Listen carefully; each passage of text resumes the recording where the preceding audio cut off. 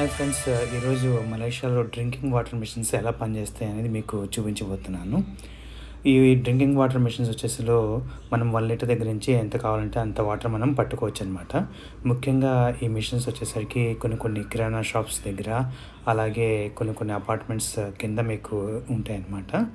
So మన own can తెచ్చేసుకొని ఈ machine దగ్గర 10 సెంట్ కానీ, 20 సెంట్ కానీ, 50 సెంట్ కానీ మనం మనీ డ్రాప్ చేసి మనం వాటర్ పట్టుకోవచ్చు. ఇప్పుడు మీకు చూపిస్తాను.